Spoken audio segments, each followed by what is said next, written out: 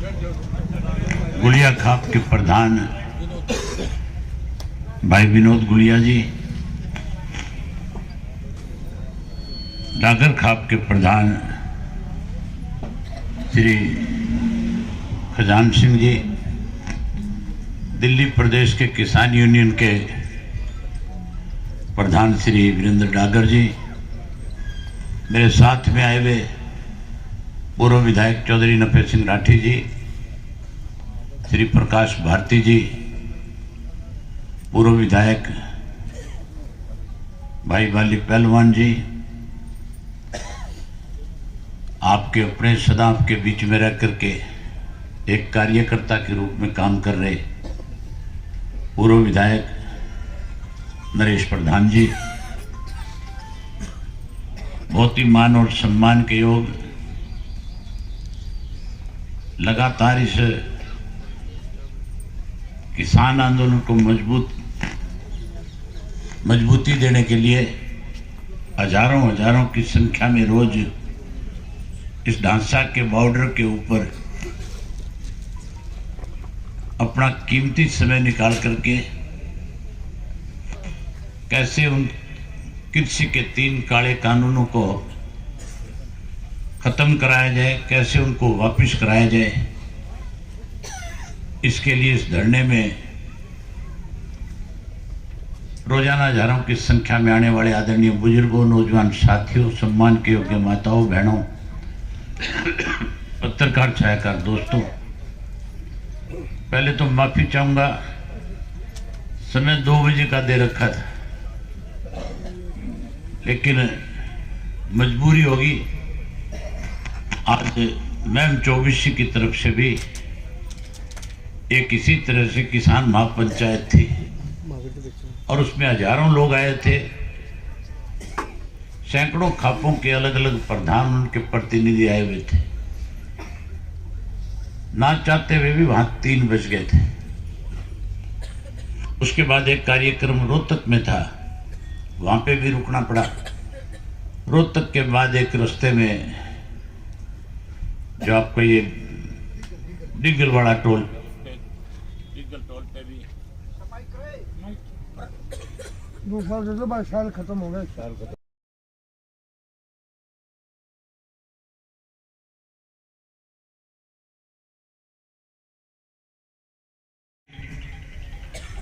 धरना था, वहां पे भी रुकना पड़ा, इसके लिए लेट हो गया। साथियों, इस प्रदेश और देश के अंदर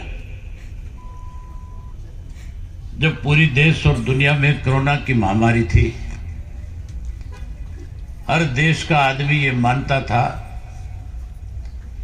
कि जहां देश की केंद्र की सरकार इस कोरोना की महामारी से निपटने का काम करेगी, वहीं आम लोगों को इस महामारी में कोई दिक्कत और कठिनाई ना हो, इसके लिए भी कोई अच्छी योजनाएं बनाएगी।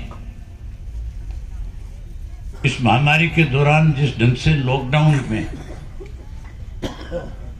देश में सब कुछ ठप कर दिया था, कहीं कोई कारखाना खुला नहीं था, कहीं स्कूल और कॉलेज नहीं खुले थे, कहीं कोई इंस्टीट्यूट नहीं खुले थे, रेल के मार्ग बंद हो गए थे, हवाई सेवाएं भी बंद हो गई थी, यहां तक भी कि जितनी सड़कें थी उन सड़कों पे भी कहीं कोई इक्का दुक्का वाहन दिखाई देता था, जिस किसी को इमरजेंसी होती थी वो घर से बाहर निकलता था। लोगों में एक बहुत बड़ा भय का माहौल था। उस दौरान जब लॉकडाउन चल रहा था, हमारी प्रदेश की सरकार में बैठे लोगों ने 9 बड़े घोटाले करने का काम किया। अगर मैं उनकी विस्तार से चर्चा करूंगा तो बहुत और लंबा समय लग जाएगा। गेहूं का घोटाला हुआ, सरसों का घोटाला हुआ, शराब का घोटाला हुआ, इसी तरीके से रजिस्ट्री का घोटाला हुआ। यहां तक भी कि इस बीमारी से निपटने के लिए सरकार ने जो पीपी की किट डॉक्टरों की खरीदी, कोई मुंह पे लगाने वाला मास्क अगर खरीदा, हाथ में पहनने वाले कोई ग्लव लिए, उनके अंदर भी बहुत बड़ा पैसे का लेन देन करने का काम किया। उसी दौरान देश के प्रधानमंत्री ने 3 कृषि के 3 काले कानून बनाने का काम किया। जब सब कुछ बंद था तो बहुत सारे मुख्यमंत्री ने प्रधानमंत्री को चिट्ठी लिखी, टेलीफोन किया कि हमारे प्रदेश में इस तरह के हालात हो गए, रेवेन्यू का कोई एक पैसा आ नहीं रहा, खजाने का जो पैसा था वो तनख्वाह पे खर्च हो गया, अब तनख्वाह देने को पैसा नहीं है। इसके लिए केंद्र की सरकार या तो हमारी मदद करे या फिर हमारे यहाँ कारखाने खोले जाएं, स्कूल और कॉलेज खोलने की छूट दी जाए, इंस्टीट्यूट खोलने की छूट दी जाए। हालात ऐसे थे प्रदेश और देश के कि तनख्वाह देने को पैसा नहीं था। उस वक्त अगर इस देश को आर्थिक रूप से किसी ने मजबूत किया, अखबार टेलीविजन लिखने लग गए थे, कहने लग गए थे कि देश आर्थिक संकट से गुजर रहा है, देश आर्थिक तौर पे कमजोर हो रहा है। अगर इस देश को उस कोरोना के वक्त में, उस महामारी में अगर किसी ने आर्थिक रूप से मजबूत किया तो देश के किसान ने किया। देश के किसान ने कोरोना की परवाह करे बिना दिन रात अपने खेत में उस 45-47 डिग्री टेम्परेचर में मेहनत करके ज्यादा पैदावार करके इस देश को आर्थिक रूप से मजबूत कर दिया। देश के प्रधानमंत्री ने खुद ये बात कही थी कि आज अगर किसान अपने खेत में मेहनत ना करता, घर बैठ जाता, जैसे और उद्योग धंधे बंद हो गए थे उस तरह से खेती भी अगर बंद हो जाती तो आज आर्थिक रूप से देश जो है खत्म हो जाता। उन्होंने बधाई दी थी कि मैं अन्नदाताओं को इस बात के लिए बधाई देता हूं कि उसने इस देश को जिंदा करने का काम किया। एक तरफ बधाई दे रहा था, दूसरी तरफ 3 काले कानून बना रहा था। कानून ऐसे बना दिए कि अगर ये कानून वापस नहीं हुए तो आने वाले समय में किसान को, जो जिस खेत का मालिक है, उसकी जमीन पे तो बहुत बड़े बड़े कॉर्पोरेट हाउस जो है वो आकर के बैठ जाएंगे, वो उसके मालिक बन जाएंगे, और जो किसान खेती करने वाला है वो मजदूर बनकर के खेती करेगा। इनका कसूर नहीं, इनको घर में काम नहीं करना है। क्या करूं मैं, तो मजबूरी होगी।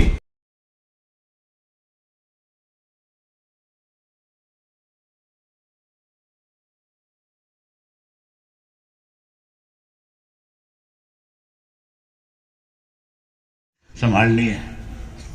अब और ज्यादा समय नहीं लूंगा आपका। जहां साथियों ये कानून इस तरह के बना दिए कि आज जो है बड़े बड़े कॉर्पोरेट हाउस है, उनको जगह जगह गोडाउन बनाने के लिए सरकार की तरफ से जहां जमीनें उपलब्ध करवाई गई है वहीं उनको बनाने के लिए बैंकों से पैसा भी दिया गया। अडानी जो है उसने अकेले ने अपने हरियाणा प्रदेश के अंदर इस कोरोना की आड़ के अंदर 500 एकड़ जमीन का लाइसेंस केवल और केवल गोदाम बनाने का लिया है। जहां उसको जमीन सरकार ने 500 एकड़ खरीद की दी, वहीं बैंक से कहा कि इसको पैसा दो ताकि ये गोदाम बना सके। कैसे दो अपने साथियों को और ताकतवर बनाने के लिए, किसान को कमजोर करने के लिए कानून बनाया। अब लाखों लोग जो पंजाब से, राजस्थान से, उत्तर प्रदेश से, मध्य प्रदेश से, हरियाणा से, दिल्ली के चारों तरफ जितने भी बॉर्डर लगे हुए, चाहे वो सिंघू का बॉर्डर है, ठीकरी का बॉर्डर है, आपका ढांसा का बॉर्डर है, चाहे वो गाजीपुर का है, पलवल का है, चाहे राजस्थान के शाहजहांपुर का है, सब जगह लाखों की संख्या में लोग बैठे देश के प्रधानमंत्री से बारी बारी जाकर के प्रार्थना करते हैं। 11 दफा किसान नेताओं को बुला करके बातचीत करी, और जब भी बातचीत का न्योता दिया, किसान ने अपनी तरफ से कोई शर्त नहीं रखी। किसानों ने तो केवल जाकर के उन नेताओं ने एक ही बात कही कि ये जो 3 कानून आपने बनाए हैं, किसी भी किसान संगठन ने इसकी मांग नहीं करी। कहीं कोई धरना नहीं हुआ, कहीं कोई प्रदर्शन नहीं हुआ। ना आपने इन कानूनों को बनाने से पहले किसी किसान संगठन को बुलाने का काम किया। आपने अपनी मर्जी से हमारे ऊपर 3 कानून थोपने का काम किया है। हम तो आपसे कहते हैं कि आप इन तीनों कानूनों को वापस ले लो और प्रधानमंत्री ने देश के किसान के साथ जो वायदा किया था उसको पूरा कर दो। हमारे प्रधानमंत्री ने ये बात कही थी कि बीजेपी की सरकार बनने के बाद किसान को कर्ज मुक्त कर देंगे। देश के प्रधानमंत्री ने कहा था कि हमारी सरकार बन गई तो स्वामीनाथन की रिपोर्ट जो है उसको लागू कर देंगे। और यह भी कहा था कि किसान की फसल का जो लागत मूल्य है हम उससे 50% किसान को ज्यादा देंगे, ताकि किसान जो है अपने पैरों पे खड़ा हो सके, किसान का सम्मान हो, अन्नदाता और ज्यादा मेहनत करके इस देश को और आगे ले जाए। उन किसान नेताओं ने तो यही बात जाकर के कही, लेकिन वहां जो सरकार के नुमाइंदे थे वो एक ही बात दोहरा रहे थे कि हम कानून वापस नहीं लेंगे, इन कानूनों में अमेंडमेंट करवा लो, तुम अपनी तरफ से इनमें जो कहोगे हम लिखने को तैयार हैं। इसका मतलब उन नेताओं ने जो सरकार की तरफ से बैठे थे स्वयं ये स्वीकार कर लिया था कि ये कानून गलत बने हैं। यहां तक कि सुप्रीम कोर्ट ने भी ये कहा कि जो कानून बनाया इसको 1.5 साल के लिए आगे रेफर कर दिया जाए। अलग से कमेटी बना दी, लेकिन वो कमेटी किसान नेताओं ने इसलिए ठुकराई थी कि उस कमेटी के जो मेंबर थे वो पहले से सरकार के साथ मिले हुए थे। अब भी बारी बारी किसान तो एक ही बात कहता है कि जो कानून गलत बनाए इनको वापस ले लो। सारा विपक्ष जो है राज्यसभा में, लोकसभा में लगातार पिछले 5 दिन से देश के प्रधानमंत्री से कह रहा है कि आपने जो कानून बनाए इनको वापस करो, देश के किसानों के साथ बैठ करके नए सिरे से नए कानून बनाओ, एमएसपी के लिए कानून लेकर के आओ। पूरा देश का जो राज्यसभा लोकसभा का सांसद है वो उसको आपके साथ मिलकर के बिल बनवाने का, पास करवाने का काम करेंगे।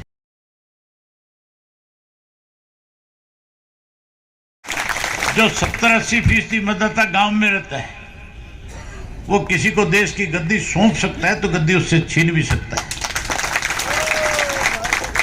इसलिए साथियों एक ही बात कहनी चाहूंगा, इस देश के प्रधानमंत्री नरेंद्र मोदी ने एक काम बहुत अच्छा कर दिया। जो पंजाब के, राजस्थान के, हरियाणा के लोगों के बीच में कोई आपसी मतभेद थे,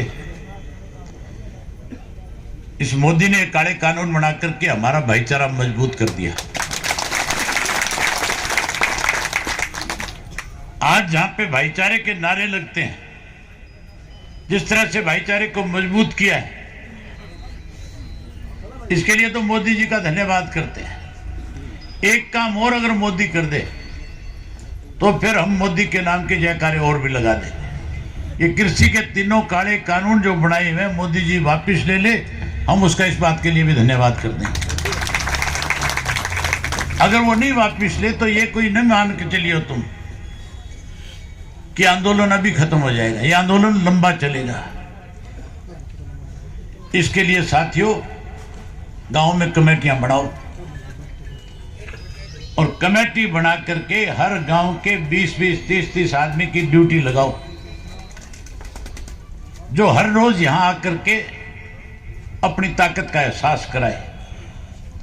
जितने भी इसके साथ लगते हुए 50-100 गांव हैं, उन सब गांव में से बड़े गांव है उसमें ज्यादा लोगों की संख्या बुलाओ, छोटा गांव उसमें से थोड़े बुलाओ, लेकिन रोजाना ड्यूटियां लगाओ, कमेटियां बढ़ाओ, ताकि तुम्हारी ताकत बढ़े और मोदी जी है उसको सोचने पे मजबूर होना पड़े। उन्होंने तो यहां तक भी कहा कईयों ने कि अभय सिंह तो उंगली कटा करके शहीद होना चाहता है। कोई कहने लगा ये अपनी राजनीति चमकाना चाहता है, कोई कहने लगा ये बीजेपी की मदद करना चाहता है। मैंने उनसे कहा कि अगर इतना ही सोखा काम है तो फिर तुम भी इस्तीफा दे दो। अगर तुम इस्तीफा दे दोगे तो ये सरकार नहीं चलेगी, सरकार गिर जाएगी। मैं आपके माध्यम से उन लोगों से एक ही बात कहना चाहता हूं, मैंने तो इस्तीफा इसलिए दिया था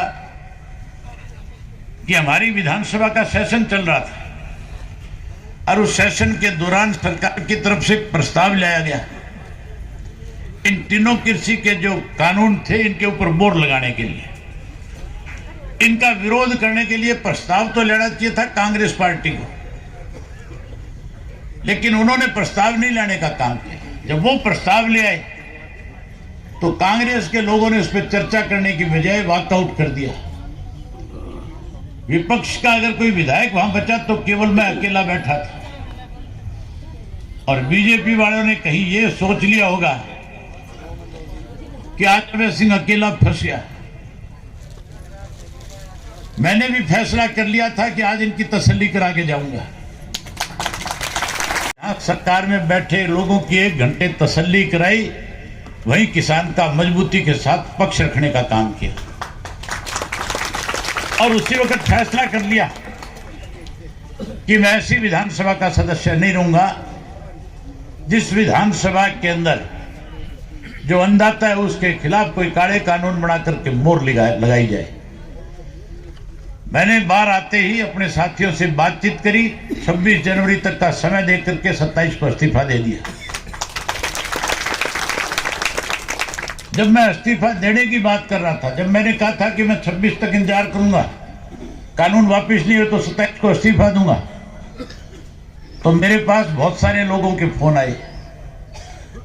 अखबारों के अंदर जो कांग्रेस के लोग थे, बीजेपी के लोग थे, उनके बयान आए।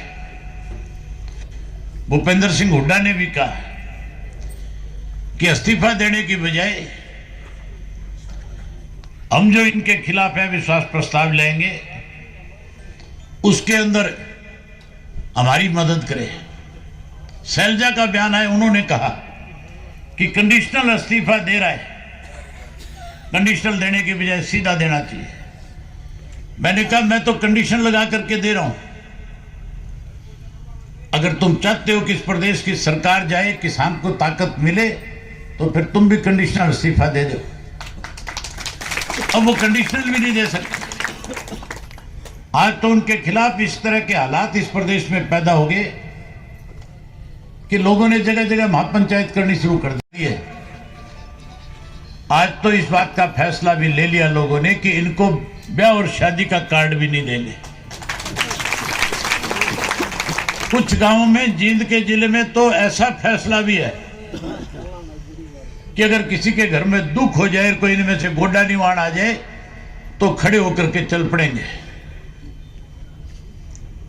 आज साथियों जरूरत इस बात की है कि फिर से किसान की लड़ाई जो है, इसको जीतने के लिए हम सबको इकट्ठे होकर के इस लड़ाई को लड़ना चाहिए। मैं उम्मीद करूंगा